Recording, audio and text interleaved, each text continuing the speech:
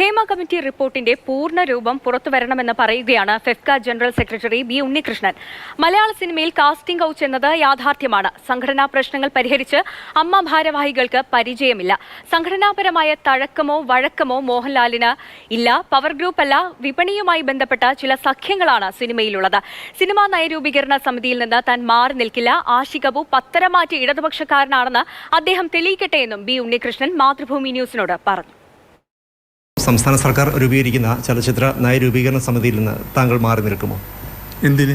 എനിക്ക് തോന്നുന്നു അതിനകത്ത് സർക്കാർ കൃത്യമായിട്ടൊരു നിലപാടിലും ആണെന്നാണ് ഞാൻ മനസ്സിലാക്കുന്നത്. അപ്പോൾ തീർച്ചയായിട്ടും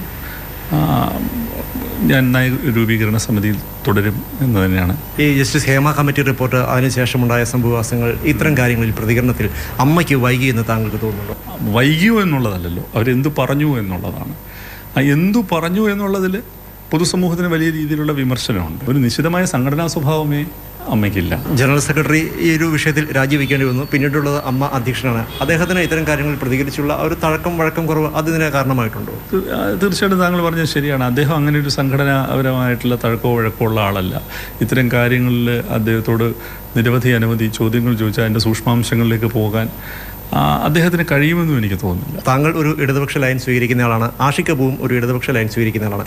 ആ ഇടതുപക്ഷ ലൈനിലെ ഏതാണ് ശരി എന്നുള്ളതായിരിക്കുമോ നിങ്ങൾ തമ്മിലുള്ള ഒരു അഭിപ്രായ വ്യത്യാസത്തിന് കാരണമെന്ന് പറയുന്നത്? അദ്ദേഹം പറയുന്നത് ഞാനൊരു വ്യാജ ഇടതുപക്ഷക്കാരനാണ് എന്നുള്ളതാണ്.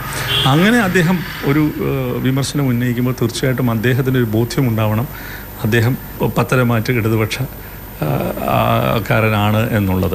കാസ്റ്റിംഗ് കൗച്ച് എന്ന് പറയുന്ന ഒന്നും മലയാള സിനിമയിലുള്ള ഒരു യാഥാർത്ഥ്യം തന്നെയാണെന്നാണ്. തീർച്ചയായിട്ടും അത് എനിക്ക് തോന്നുന്നു വളരെ റിയലിസ്റ്റിക് ആയിട്ട് നമ്മൾ സംസാരിക്കണമല്ലോ ആ കാര്യത്തിനകത്ത്. തീർച്ചയായിട്ടും അതിനെക്കുറിച്ച് യാതൊരു തർക്കവുമില്ല.